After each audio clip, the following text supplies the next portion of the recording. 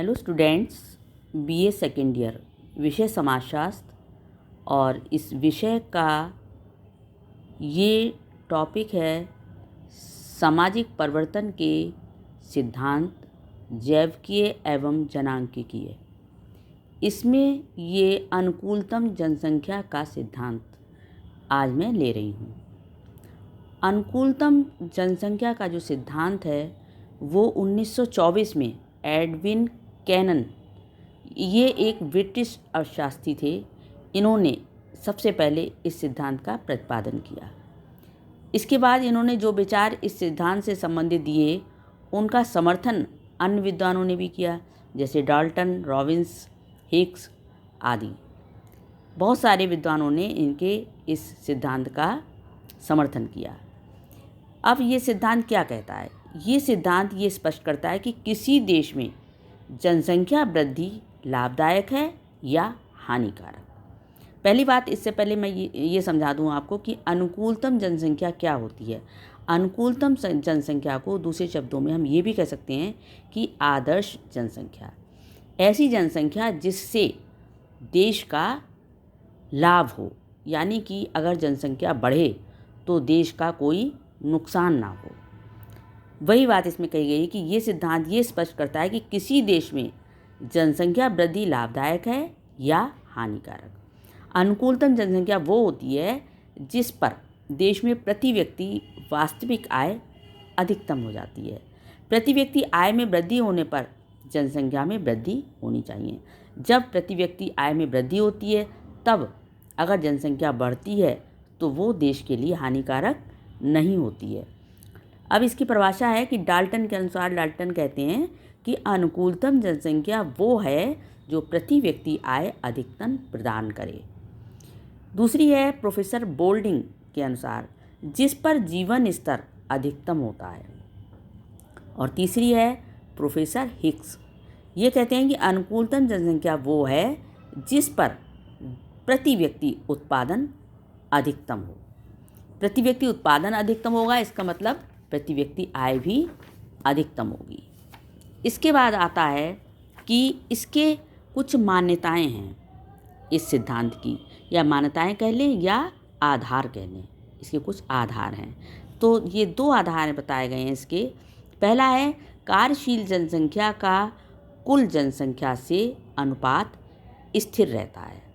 इसको उदाहरण से हम समझा सकते हैं कि जैसे मान लो कोई देश है ए, उसमें 500 जनसंख्या है और उसमें 150 जनसंख्या कैसी है? कार्यकारी जनसंख्या है, कार्य करने वाली है। और अब जनसंख्या हो गई 700 आगे जा कर के, तो ज़रूरी नहीं है कि वो कार्यकारी जनसंख्या भी बढ़े। उसमें से कार्यकारी जनसंख्या जो बढ़ती है वो आंशिक तरीके से बढ़ती है, ये इससे स्पष्ट होता है। दूसरी चीज़ है जनसंख्या वृद्धि के साथ प्राकृतिक संसाधन, स्टॉक एवं तकनीकी ज्ञान स्थिर रहता है या सीमित रहते हैं। मतलब जनसंख्या वृद्धि के साथ प्राकृतिक संसाधन भी बढ़ें, ये जरूरी नहीं है। फिर है सिद्धांत की व्याख्या। अनुकूलतम जनसंख्या वो होती है जो प्राकृतिक एवं अन्य संसाधनों का अधिकतम उपयोग करने के लिए आवश्यक हो। अब इसमें कुछ पॉइंट्स आते हैं कि जैसे जनाभाव। जनाभाव कब होता है? अनुकूलतम जनसंख्या से कम जनसंख्या होने पर प्रति व्यक्ति आय कम होती है। मतलब एक जो आदर्श जनसंख्या है उससे यदि जनसंख्या कम हो जाती है तो प्रति व्यक्ति आय कम हो जाती है। ऐसे में जनसंख्या बढ़ने पर उत्पादन बढ़ता है। जब जनसंख्या बढ़ेगी तो उत्पादन बढ़ेगा, क्योंकि इस समय साधनों का पूर्ण उपयोग नहीं हो पाता है। अतः जनसंख्या वृद्धि के साथ साथ साधनों का पूर्ण उपयोग होने लगता है। अतः जनसंख्या में वृद्धि आवश्यक हो जाती है। दूसरी चीज़ है जनाधिक्य।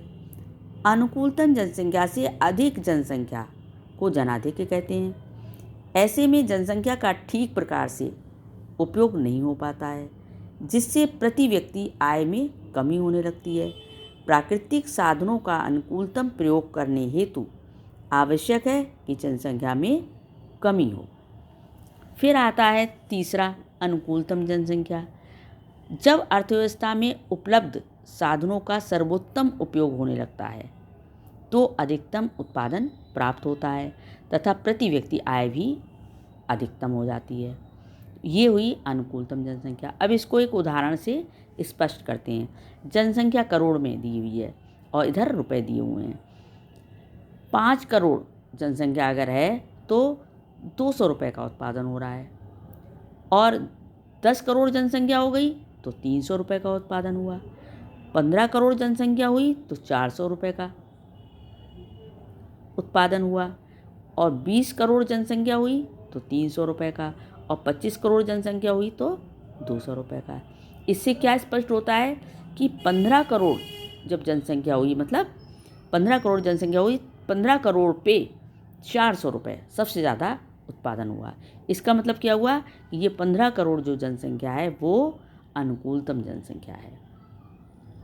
इसके विपरीत 5 करोड़ पे 200 है और 10 करोड़ पे 300 है, तो ये जनसंख्या कैसी हुई? ये जनाभाव हुआ। और इधर 20 करोड़ जनसंख्या बढ़ गई और भी बढ़ गई, 25 भी और बढ़ गई, लेकिन उत्पादन कितना हुआ? 300 और 200। इससे क्या हुआ कि जनसंख्या अधिक हुई और उत्पादन कम हुआ, तो इसको ये कहलाएगा जनाधिक्य। तो इस तरीके से इसको स्पष्ट किया जा सकता है। अब आता है इसका महत्व। महत्व में क्या है कि ये सिद्धांत जनसंख्या नियंत्रण पर बल देता है कि जनसंख्या को नियंत्रण रखना चाहिए। और अगला है प्रति व्यक्ति आय पर बल देता है कि प्रति व्यक्ति की आय जो है वो अधिक से अधिक होनी चाहिए। आर्थिक वृद्धि पर भी बल देता है। जब प्रति व्यक्ति आय अधिक होगी तो आर्थिक वृद्धि होगी देश की, क्योंकि जब आर्थिक वृद्धि होगी तभी व्यक्ति मजबूत हो सकेगा। फिर है मानव उत्पादनकर्ता के रूप में। उत्पादन और आय दोनों जो है वो मानव बढ़ाएगा। मानव उत्पादनकर्ता का मतलब मानव जब जनसंख्या की जब वृद्धि होगी तो उत्पादन भी बढ़ेगा और आय भी, प्रति व्यक्ति आय भी बढ़ेगी। तो ये इसका महत्व है। अब आता है आलोचना। आलोचना में किसी भी देश की जनसंख्या और संसाधन स्थिर नहीं होते हैं। ऐसी स्थिति में ये सिद्धांत काल्पनिक लगता है। ये एक सिद्धांत कहता है कि देश की जनसंख्या और संसाधन स्थिर हैं, जबकि ऐसा होता नहीं है। तो इसलिए ये सिद्धांत काल्पनिक सा प्रतीत होता है।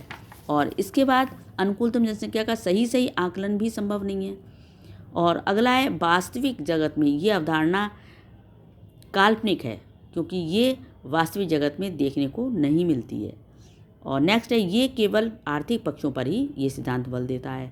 और नेक्स्ट है प्रति व्यक्ति आय मात्र से समाज के विकास का सही आकलन नहीं किया जा सकता, क्योंकि समाज का जो विकास होता है वो केवल आर्थिक रूप में ही नहीं, अन्य रूपों में भी होता है, तभी वो है समाज विकसित होता है।